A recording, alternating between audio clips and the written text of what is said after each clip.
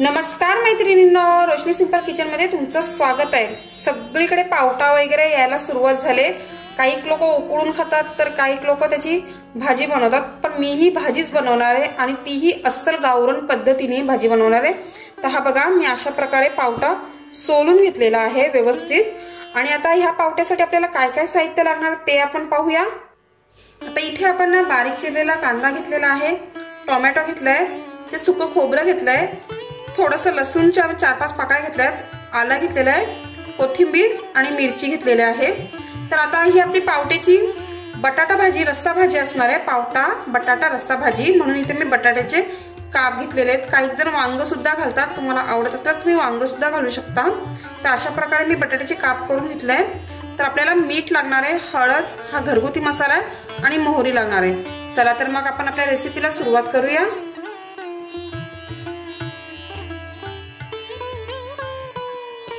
आता इथे ना मी कढई घेतले। सर्वात प्रथम आपण जो पावटा आहे ना तो व्यवस्थित या कढईत आपण असं भाजून घेणार आहोत, जेणेकरून मस्तपैकी त्याला असं स्मोकी सारखा फ्लेवर येईल। म्हणून आपण जास्त नाही आपल्याला भाजायचं, थोडेसे डाग पडेसर आपण याला भाजून घेणार आहोत याच्यात।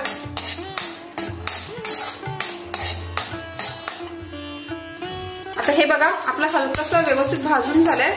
आता आपण गॅस बंद करूया आणि हा पावटा एका प्लेटमध्ये आता मी काढून घेते।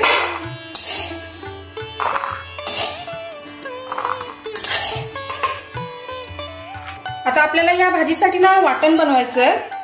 तर आपण आता वाटण बनवूया। तर मी मिक्सरचं भांडं घेतलंय, तर कोथिंबीर घालूया, आलं लसूण घालते, तसंच खोबरं घालते, मिरची घालूया,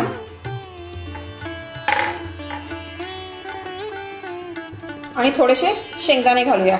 आता याची आपल्याला मिक्सर मध्ये अगदी बारीक पेस्ट करून घ्यायचे। तर आता मी हे वाटण करून घेते।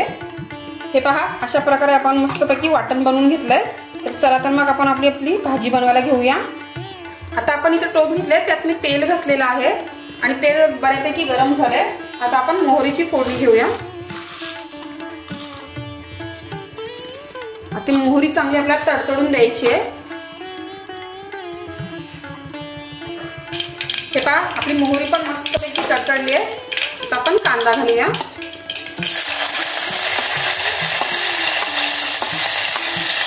आणि कांदा आपल्याला गुलाबी रंगावरती व्यवस्थित परतून घ्यायचा आहे।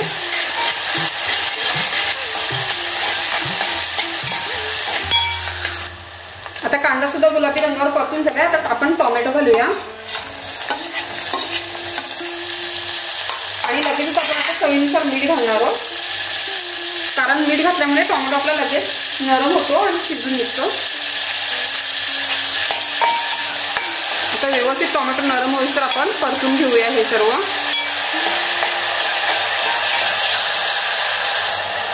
हे बघा, आपले टोमॅटो सुद्धा नरम झाले बऱ्यापैकी। आता आपण काय करूया, आपलं जे आपण हिरवं वाटण बनवलं होतं ते घालणार आहोत, कारण आपलं हे याच्यातलं सर्व साहित्य कच्चं आहे म्हणून तेही आपण ह्याच्यावरती परतून घेणार आहोत व्यवस्थित।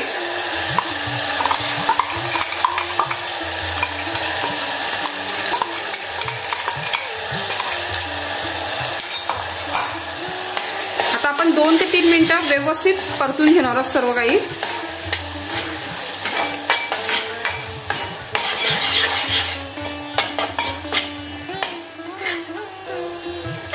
हे बघा, आपलं वाटण पण मस्तपैकी व्यवस्थित परतून झालंय, तुम्ही पाहू शकताय। आता आपण हळद घालूया, त्यानंतर घरगुती मसाला घालणार आहोत आणि आता हे सुद्धा व्यवस्थित सर्व काही परतून घेणार आहोत आपण, जेणेकरून त्याचा कच्चापणा राहणार नाही।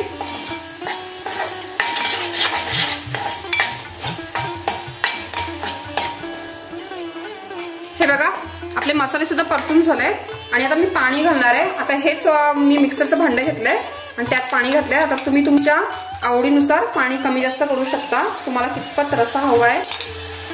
आणि आता मी गॅसची फ्लेम फास्टच ठेवलेली आहे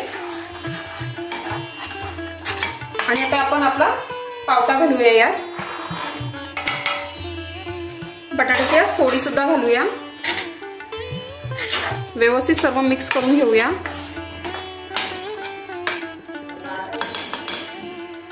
आणि आता मी गॅसची फ्लेम फास्टच ठेवले, जिथपर्यंत एक उकळी येत नाही. आणि मी नंतर स्लो करून व्यवस्थित 5 ते 10 मिनिटं ही भाजी शिजून देणार आहोत. चला तर आपण आपली भाजी पाहूया. वाव, तुम्ही पाहू शकताय किती छान झाले. आता आपण बघू आपला बटाटा वगैरे शिजलाय का. हो, हे बघा बटाटा सुद्धा आपला शिजलेला आहे. तुम्ही पाहू शकता आपला रस्सा सुद्धा किती घट्टसर मस्तपैकी झालाय. तर आता आपल्याला याच्यात आणखीन काहीच टाकायचं नाही. अगदी सिंपल आपली रेसिपी आहे आणि सिंपल भाजी आहे गावरान पद्धतीची, म्हणून आणखीन कोणत्याही प्रकारचे आपल्याला मसाले वगैरे टाकायचे नाहीत. तर आता मी गॅसची फ्लेम करते आणि गरमागरम आपला पावटा बटाटा रस्सा भाजी तयार झालेली तुम्ही पाहू शकताय.